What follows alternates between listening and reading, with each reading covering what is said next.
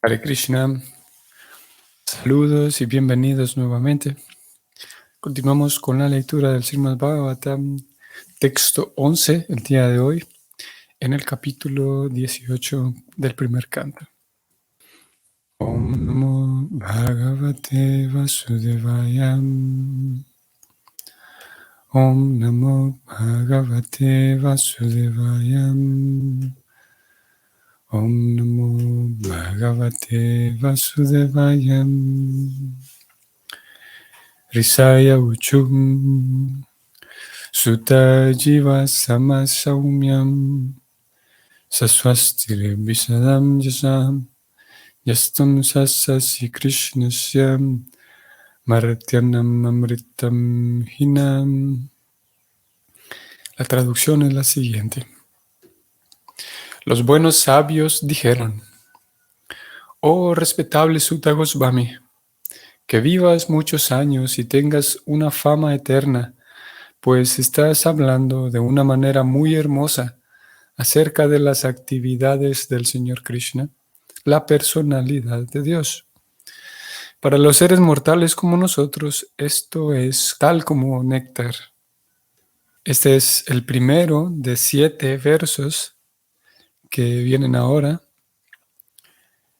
versos en los cuales la audiencia, que son los sabios, aquí se habla de los buenos sabios, aquí se traduce como los buenos sabios, que son, estos sabios son la audiencia que están escuchando el relato.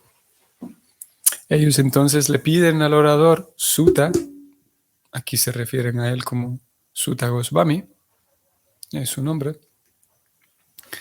Le piden a Sutta que por favor, aquí están, estos primeros 5 versos son de transición, y en los últimos 2, el verso 16 y 17, ellos van a hacer explícitamente su pedido y van a decir: Sutta Goswami, por favor, habla un poco más de Pariksit. Así es entonces como el capítulo mismo va entonces a girar en torno a la forma en la que Pariksit fue maldecido. Pero aquí entonces intervienen ellos y vamos a verlos desde este verso 11 hasta el 15. Lo vamos a ver a ellos hablar acerca de la, como en este en particular, ellos están introduciendo el tema de lo maravilloso que es para ellos el escuchar acerca de las actividades de Krishna. Y ellos terminan diciendo: para los seres mortales como nosotros, escuchar acerca de Krishna, de las actividades del Señor, es tal como néctar. Vamos entonces al significado. Cuando oigamos hablar de las cualidades y actividades trascendentales de la personalidad de Dios, siempre debemos recordar lo que el propio Señor ha hablado en la Bhagavad Gita 4.9. Ahora vamos a ir allá. Los actos del Señor, incluso cuando Él actúa en la sociedad humana, son todos trascendentales, pues todos ellos son acentuados por su energía espiritual, que se diferencia de su energía material. Como se dice en la Bhagavad Gita, esos actos se denominan divyam. Esto significa que Él no actúa ni nace como un ser viviente ordinario que se halla bajo la custodia de la energía material. Además, su cuerpo tampoco es material ni mutable como el de los seres vivientes ordinarios. Y aquel que entiende este hecho, ya sea a través del Señor o de fuentes autorizadas, no vuelve a nacer después de dejar el presente cuerpo material. Un alma así de iluminada es admitida en el reino espiritual del Señor y se dedica al amoroso y trascendental servicio del Señor. Por consiguiente, cuanto más oigamos hablar de las actividades trascendentales del Señor, tal como se presentan en la Bhagavad Gita y en el Srimad Bhagavatam, más podremos conocer acerca de su naturaleza trascendental y de ese modo progresar de un modo categórico en la senda que va de vuelta a Dios. Fin del significado. Bien, ustedes recuerdan que venimos con un hilo que viene conduciendo estos temas, el tema de todos estos versos. Y uno de ellos, hay varios temas y uno de ellos es la perfección. Ustedes recuerdan, Prabhupada viene hablando y el texto viene proponiendo el tema de los autocontrolados, ustedes recuerdan. Los autocontrolados que había una relación entre ellos y el servicio a Dios, ¿no? Una persona autocontrolada, entonces podía dedicarse al servicio a Dios y esa persona autocontrolada se ponía como diferente de una persona poco inteligente, ustedes recuerden. Luego en el siguiente verso se hablaba de la perfección de la vida, la máxima perfección de la vida. Y hoy aquí entonces está hablando de progresar de un modo categórico en la senda que va de vuelta a Dios. Ir de vuelta a Dios. Es toda como digo, todo un vínculo que hay entre estos temas. Una persona autocontrolada que puede dedicarse a Dios. Es una persona entonces que está acercándose a la máxima perfección de la vida, que consiste en regresar a casa, regresar a Dios. Que es un concepto en un sentido bastante propio. Bueno, es bastante propio, pero ¿cómo puedo decirlo? Destaca el deseo de volver a casa. Destaca cuando lo comparamos con la forma de ver a Dios y la forma de ver el ser espiritual que encontraremos en cualquier otra religión, cualquier religión. La teleología estudia es aquel apartado en la filosofía que estudia el fin último de las cosas, el fin último de todo, ¿no? Y también entonces podemos estudiar el fin último de una religión, cuál es el fin que se persigue. Y haciendo un estudio así, a través de la teleología, encontramos que el bhakti, su fin último es que uno pueda regresar a casa. Para eso es que existen todas las herramientas y prácticas como no es solamente, por ejemplo, el fin último no es solamente controlar la mente y ya está. No es simplemente vivir una vida equilibrada por simplemente vivir una vida equilibrada. No es ser paciente, aprender a ser paciente solamente para aprender a ser paciente, sino todas esas cosas forman parte y podemos decir que son apoyo para la meta final. La meta final es volver a casa, volver a Dios. Y en algún momento del Bhagavatam se presenta la analogía muy bonita y muy fácil de entender, como generalmente ocurre con las analogías. Se describe así como un viajero que va por todos lados viajando, pero que en realidad descansa en sí. Puede ser que cada noche descanse en un lugar diferente, pero ese viajero descansa cuando llega a casa. El hecho de volver a casa y estar en su entorno nuevamente, ahí es donde se descansa. A pesar de que pueda encontrar en su camino, en su viaje, muchos lugares en donde descansar. Muchas noches pudo haber dormido fuera de casa, pero el hecho de llegar a su casa, el viaje está completado y por lo tanto hay un sentido de satisfacción.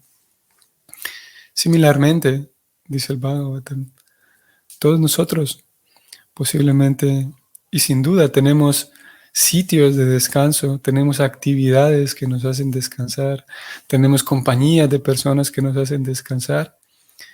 Sin embargo, el lugar que más nos hará descansar, que más satisfacción y más alivio nos podrá generar, es volver a casa, es estar en casa nuevamente.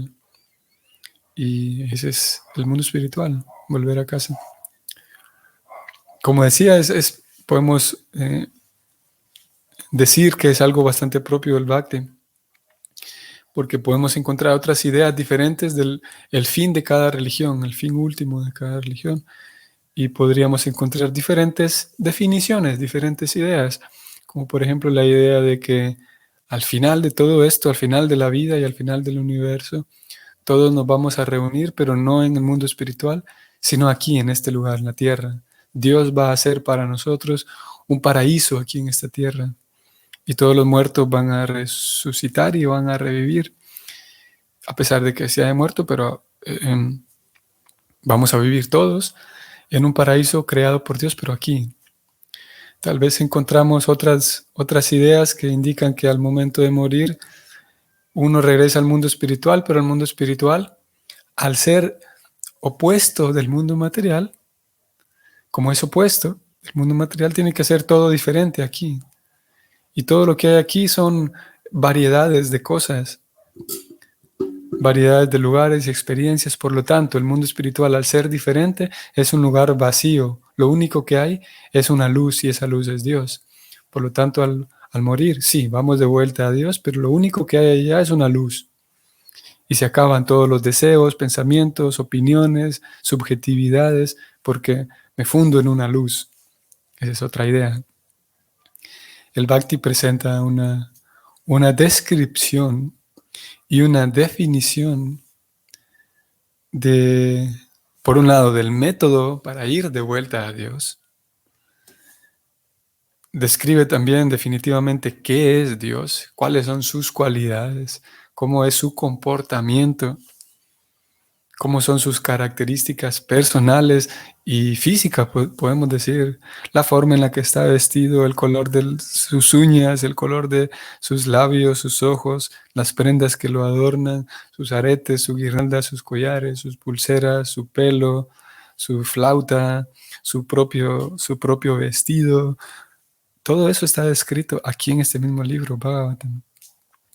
Luego encontramos una descripción de sus amigos, sus amigas, las vacas, los animales, la tierra de Brindavan, donde él vive, sus tías, sus papás, sus tíos también, el ambiente, la atmósfera, la ecología, digamos, de Brindavan. Todo eso está descrito de manera detallada en el Bhagavatam y en todas las escrituras Vaishnavas. Por lo tanto, hay una información certera y que va acompañando al estudiante, por un lado, para que conozca el método para ir de vuelta y para que conozca a Dios, qué es lo que se va a encontrar allí, en ese lugar.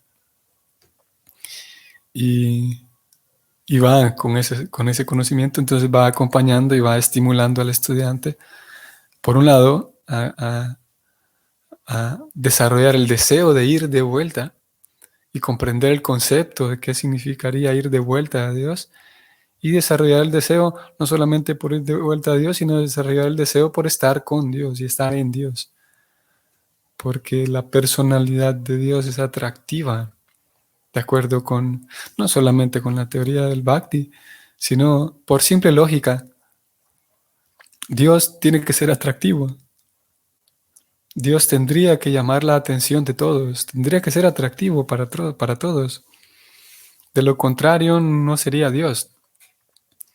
Si yo, si yo defino que Dios es ilimitado, entonces podemos decir Dios es más ilimitado, al ser ilimitado, es superlativo en todo. Tendría que ser superlativo, por ejemplo, en conocimiento. Y no podría haber nadie que sea mayor que Dios en conocimiento. No podría haber nadie que sea mayor que Dios en edad, por ejemplo. Y similarmente no podría haber nadie que sea mayor que Dios en su atractivo, en la belleza no solamente la belleza de su personalidad, que también lo es, que también es superlativa, pero en la belleza también de su aspecto físico. Tiene que serlo, como digo, por definición, por lógica. Entonces, y es lo que presenta el Bhakti. Por lo tanto, al escuchar principalmente al escuchar descripciones del aspecto físico y la personalidad de Dios, naturalmente hay una atracción que se va desarrollando, un- una atracción que va a terminar en amor completamente puro, y que antes que llegue a ese amor va, podríamos decirlo así, al inicio hay simplemente en la mente y el corazón del estudiante, hay una pequeña apertura a escuchar acerca de Dios. Y gradualmente se desarrolla en al inicio hay una cierta indiferencia, podemos decir. Con el paso del tiempo hay al menos un respeto por esos relatos, y al menos un respeto por Dios como tal, para darle paso después a eh, un cierto cariño, podríamos decir, un cierto apego, podríamos decir incluso, un cierto agrado por escuchar, esa es una mejor palabra. El estudiante entonces ahora esas mismas historias y esos mismos relatos acerca de Dios, y hay un cierto agrado por ellos, para entonces después darle paso no solamente a agrado, sino ahora sí un, un cariño, ¿no? Una- un agrado ahora ya teñido más de, de fe por un lado y de amor mismo, para después, de acuerdo con las escrituras, después el estudiante no solamente agrado y cariño, sino completo apego. Y el estudiante eh, se, se aferra, podemos decir, a esos relatos acerca de Dios, para finalmente darle paso al desarrollo del amor completamente puro. Y ese amor desarrollado es ese amor que se despierta en el corazón, en el corazón del estudiante, amor completamente puro, al momento de existir ese amor, y gradualmente, mientras va desarrollando, a medida que ese amor va madurando, a- hasta llegar al amor puro, completo, y empezando con la apertura, un poco la apertura mental de parte del estudiante, abrir un poco la mente para escuchar acerca de cómo define a Dios el Bhakti, desde el punto A hasta el punto B. Ese punto A, podemos decir que ahí es donde inicia el camino de vuelta a Dios. En aquel momento en el que el estudiante se abre un poco a ver cómo es que plantea el asunto de Dios, el Bhakti, y a medida en que su fe y su corazón va ablandándose, podemos decir, y va apegándose y desarrollando más amor, entonces en esa misma medida es proporcional la vuelta a Dios, el regreso a Dios. Por lo tanto, cuando hablamos de que hay amor puro y completamente limpio y cristalino por Dios, podemos comprender que la persona ya ha regresado a Dios, ya ha hecho su regreso, de hecho, a Dios, mismo a pesar de que su cuerpo físico aún siga existiendo, mismo a pesar de que no haya muerto, como nosotros tenemos la experiencia de la muerte. Y hay esos dos momentos de regresar a Dios.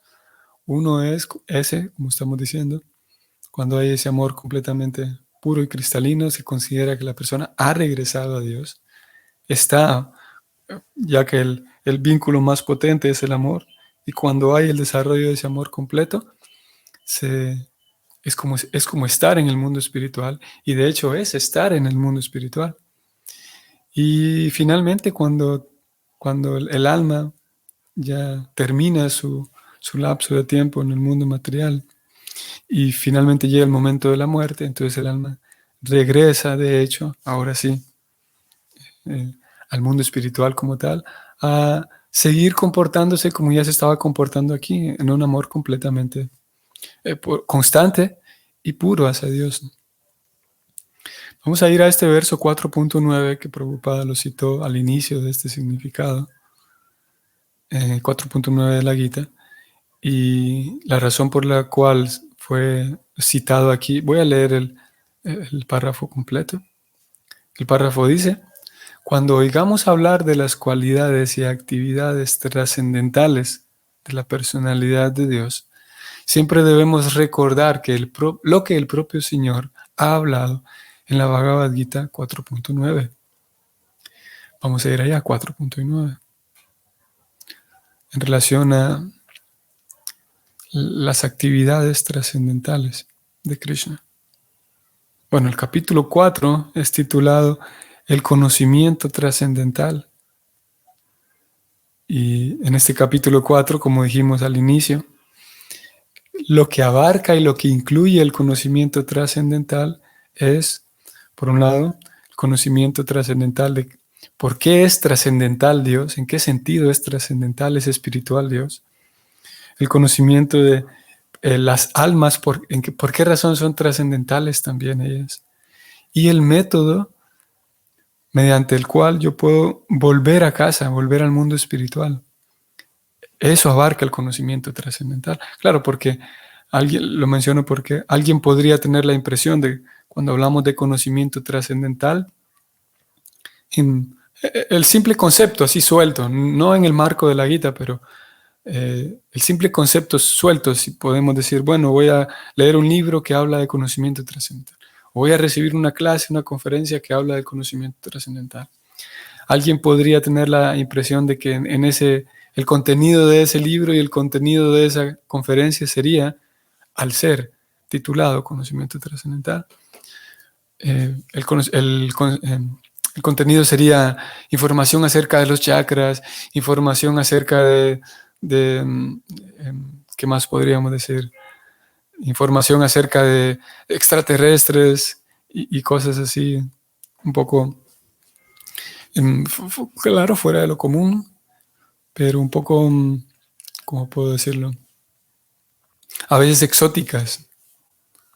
Lo cierto, exóticas para algunas personas, para alguna audiencia, pero lo cierto es que la definición de conocimiento trascendental que presenta la Gita es bastante práctico. Práctico en relación a, ya que eso es lo que busca la teleología que observamos en la Gita, es que la Gita lo que quiere es el conocimiento, el sistema de Bhakti lo que pretende es llevarnos a la perfección de la vida, o sea, como ya lo dijimos, o sea, volver a casa. Y cuando hablamos de conocimiento trascendental en el marco de la Bhagavad Gita, entonces es un conocimiento trascendental que apunta a que regresemos a casa. Porque posiblemente habrá mucha información de temas místicos y temas esotéricos, y hay, sin duda, por todos lados, información en libros y en conferencias de temas esotéricos. Pero lo esotérico en sí no siempre y no necesariamente es trascendental, es espiritual. Y debido a un error conceptual, en muchas ocasiones se considera lo esotérico como si fuera espiritual. Como dijimos hace rato, recibir un curso o leer un libro que hable de los chakras o de los elementales y otro tipo de cosas. Pero eso puede ser esotérico, pero no necesariamente espiritual, encaminado a que volvamos a casa. Ok, entonces entramos al capítulo 4, texto 9, y el verso dice lo siguiente, es un verso hablado directamente por Krishna, y él dice, oh Arjuna, aquella persona que conoce la naturaleza trascendental de mi aparición y actividades, al abandonar este cuerpo no vuelve a nacer de nuevo en este mundo material, sino que alcanza mi morada eterna. Como ya lo dijimos, aquí Krishna mismo lo dice, apunta al objetivo mismo de su presentación de la Bhagavad Gita. Él busca que cada quien vuelva a la morada eterna, alcance su morada eterna, o sea, como dijimos al inicio, que cada quien vuelva a casa, cada persona vuelva a casa. Y es lo que venimos diciendo también hace unos días, como el objetivo, la razón por la cual Krishna aparece en cada universo material es para llevar a cabo una serie de actividades. Y él, por ser el atractivo supremo, superlativo en todo, esas actividades son atractivas. Y por el hecho de sentirse atraído a esas actividades, uno puede, como ya lo dijimos hace unos minutos, uno puede desarrollar fácilmente ese amor completamente puro y un deseo intenso de volver a casa. Y al volver a casa, entonces se benefician todos. Es un motivo de felicidad para la persona que está volviendo a casa y para todos aquellos que ya están en casa y que reciben al viajero, digamos. Por lo tanto, Krishna recibe una felicidad trascendental también al momento de recibir cada nueva alma de regreso a casa. Y entonces él aclara aquí, él escribe que si alguien está interesado en volver a casa, hará falta entonces conocer la naturaleza trascendental del por qué razón Krishna aparece y por qué razón realiza tales actividades. Cómo es su aparición, su manifestación en el mundo, cómo son sus actividades. Y si ustedes lo notaron en el texto mismo, en el significado del Bhagavatam que leímos, voy a regresar allá. Prabhupada destacaba que, voy a ir allá al capítulo 18, texto 11. Krishna, entonces en el 4.9 dice que alguien que conozca de verdad mis actividades regrese a casa. Prabhupada entonces habla un poquillo de esto. Vean, estoy subrayando. Dice él, Prabhupada, en el significado del Bhagavatam de hoy, los actos del Señor, incluso cuando Él actúa en la sociedad humana, son todos trascendentales, pues todos ellos son acentuados por su energía espiritual, que se diferencia de su energía material. Sigo leyendo. Como se dice en la Bhagavad Gita, esos actos se denominan divyam. Esto significa que Él no actúa ni nace como un ser viviente ordinario que se halla bajo la custodia de la energía material. Y Prabhupada sigue describiendo aquí más características de la naturaleza trascendental de Krishna. Y en esa misma línea van a ir los próximos versos, que como dijimos al inicio son 7 versos de transición que preparan entonces, terminan de formar parte de la introducción de este capítulo. Aquí entramos a esta última sección de versos que forman parte de la introducción, hasta llegar al verso 17, comenzando con este 11. Y los sabios entonces le indican a Sutta Goswami que hable más, ya que seguir hablando de Krishna, o seguir escuchando hablar de Krishna, o seguir leyendo acerca de Krishna, y lo que está relacionado con él, los sabios dijeron, es como néctar, en el verso de hoy dijeron, es como néctar, y seguirán diciendo que escuchar es beneficioso, y lo seguiremos viendo nosotros aquí en los próximos versos. Y seguiremos haciendo el acto de escuchar, acompañado con indudablemente beneficioso y necesario, por un lado escuchar y por otro lado tratar de indagar y analizar esos mismos relatos. Ambas cosas son beneficiosas para nuestro acto nuestro esfuerzo de volver a casa. Muy bien, que tengan un bonito domingo y nos vemos mañana. Hare Krishna.